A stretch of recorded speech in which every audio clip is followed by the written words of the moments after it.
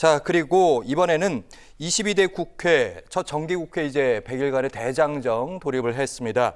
원내 교섭단체 먼저 이제 민주당에서 교섭단체 대표 연설이 있었는데 박찬대 원내대표 오늘 했습니다. 핵심 내용은 윤 대통령 헌법 수호의 의지가 있는가입니다. 영상 듣고 오겠습니다. 윤석열 대통령은 헌법을 준수하고 있습니까? 국가의 독립과 영토의 보존, 국가의 계속성을 수호하고 있습니까? 평범한 시민의 한 사람으로서, 정치인의 한 사람으로서 질문하지 않을 수 없습니다. 헌법이 유린당하고 있습니다. 유구한 역사와 전통에 빛나는 우리 대한국민은 3.1운동으로 건립된 대한민국 임시정부의 법통과 불의에 항거한 4.19 민주 이념을 계승하고로 시작하는 헌법 전문을 부정하는 자들이 공직을 장악하고 있습니다. 박찬대 원내대표의 현재 진단, 헌법이 부정되고 있고 유린되고 있다. 이런 진단에 대해서 여러분은 어떻게 보고 계십니까?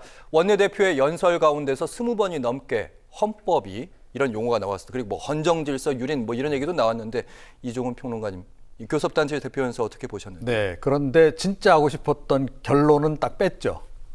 헌법을 이렇게 유린해야 되니까 국민 여러분 어떻게 해야 될까요? 그 다음에 나올 결론은 사실은 탄핵이죠, 탄핵. 근데 차마 탄핵을 입에 올릴 수는 없었기 때문에 탄핵을 이야기를 하지 않은 것에 불과한 거고, 또 이게 최근에 민주당 쪽에서 계속 이제 이야기되고 있는 계엄령하고도 연관이 되는 거예요. 대통령이 이렇게 하는 거 보시죠? 초헌법적이에요, 이분은.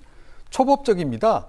계엄령 안 할까요? 이런 분이 계엄령도 감히 이분은 상상할 뿐만 아니라 실행까지 할 수 있는 분입니다. 예.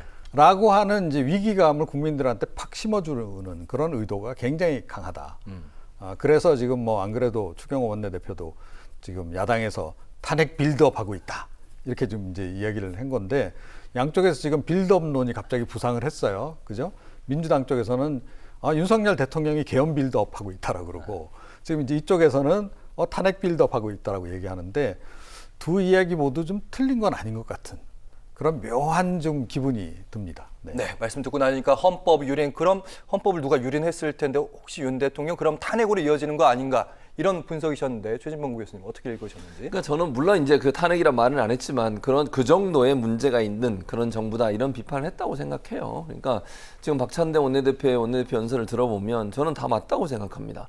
독도 지우기 하고 있죠. 그다음에 공직에 앉는 사람들이 대부분 다 건국절을 얘기하면서 우리나라의 광복절에 대해서 부인한 듯한 발언을 하고요. 일제시대에 우리나라에 국가가 없었으니까 그 당시에 우리나라 국민들은 대한민국 국민이 아니라 일본 국민이었다, 이런 발언까지 하고 있습니다.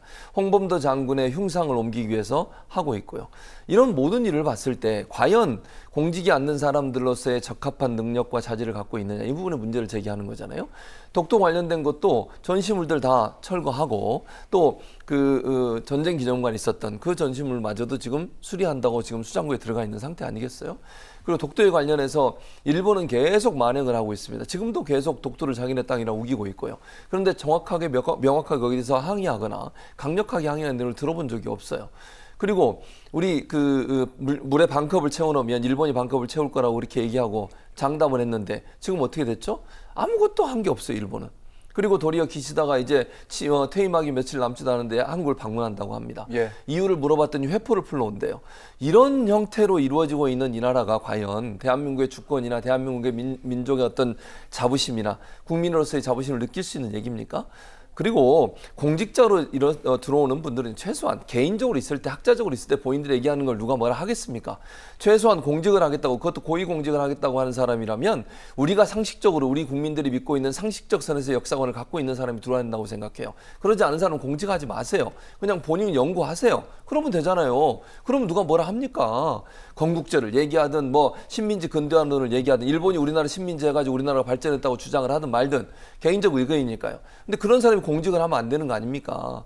소위 뉴라이트 계열이라고 하는 사람들이 공직의 주요, 그것도 역사 관련된 공직의 주요 직책에 앉는 것, 이거 자체가 사실은 일본에 대해서 친일적인 모습을 보여주는 모습이고, 독도 만행이라든지 아니면 여러 가지 우리나라의 역사를 왜곡하려는 일본의 만행에 대해서 말도 못하는 이런 정부에 대해서 비판적 입장을 보이는 것, 당연히 야당 대표로서 해야 될 일이라고 생각합니다.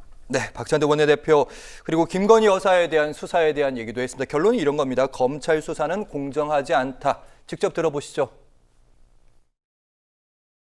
대통령 배우자라는 이유로 제대로 된 수사는커녕 황제 조사를 받으며 면죄부를 받는 것은 누가 봐도 공정하지 않습니다. 주가 조작, 명품백 수수, 고속도로 특혜, 국정농단 같은 대통령 배우자의 범죄 의혹이 태산처럼 쌓여 있는데 그대로 놔두고서 정상적인 국정 운영은 불가능합니다. 김건희 여사에 대한 수사 공정하지 않았고 그래서 특검이 필요하고 검찰 개혁까지 가야 한다. 최진봉 교수님 어떻게 들으셨는지? 지금 명품백 수수 의혹 같은 경우에는 거의 검찰이 면죄부를 준 거 아닙니까? 권익위에서도 혐의 없다 이렇게 결론을 내렸고요. 검찰이 수사하고 나서 무혐의로 결론을 내려가지고 결국 검찰총장한테 보고하고 검찰총장이 수사심의위원회를 열기로 했어요. 물론 끝난 건 아닙니다. 그러나 권익위나 검찰의 태도를 보면 거의 문제 없다는 거 아닙니까? 직무와 연관성이 없으니까 대통령 부인으로 300만 원 정도 되는 명품백을 받아도 아무 문제 없다. 이게 국민적 상식에 맞는 겁니까 대체? 직무 관련성이 없더라도 부정청탁금지법 소위 김영란법에는 100만 원 이상의 물건을 받지 못하도록 돼 있습니다. 부인이라 하더라도. 그럼에도 불구하고 이게 문제 없다고 얘기하고. 이러니 국민들이 볼 때 대통령의 국정 운영도 문제지만 대통령 배우자인 김건희 여사에 대해 너무 사안이 많잖아요. 명품백, 주가 조작 이런 문제. 이 문제도 제대로 수사가 안 되고 있는 걸 본다고 하면 이 문제를 가지고 계속 대통령이 국정을 운영한다 놔두고 또는 무혐의 처리해버리고 부담이 안 되겠습니까? 당연히 부담이 되죠. 국민들은요. 대통령이 일을 잘하는 것도 중요하지만 대통령 가족이 저런 문제에 휩싸여서 해결이 제대로 한다고 검찰은 마치 다른 사람에 대해서 들이대는 잣대보다는 비근한 예로 김혜경 여사는 이재명 대표에서 들이대는 잣대를 보세요. 공정합니까 대체? 아니 왜 김건희 여사에 대해서 저렇게 하는 거죠? 국민들이 납득이 안 되는 거예요. 이런 상황이 계속되고 있다고 하면 대통령이 아무리 열심히 열심히 하는 것도 보이지도 않지만 그게 국민들한테 설득이 되겠습니까? 저는 가족이라 하더라도 문제가 있는 부분은 국민적 시선과 관점에 맞게 처리하는 게 맞다고 봅니다. 그런 점에서 본다고 하면 박찬대 원내대표가 얘기하는 것처럼 대통령은요.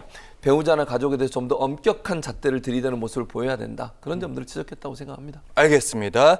그리고 이종훈 평론가님, 원내대표의 교섭단체 연설에 대한 그 배경에 대한 얘기 좀 해볼게요. 오늘 교섭단체 대표 연설하는데 야당에서는 박수가 여러 번 나왔고 또 여당에서는 야유도 나오고 고성도 나오고 그렇더라고요. 내일 추경 원내대표 교섭단체 대표 연설이라는데 내일 내용도 좀 세겠는데요. 예. 내일도 상황은 똑같을 겁니다. 예, 자기 편은 이제 박수치고 반대편은 이제 야유 퍼붓고.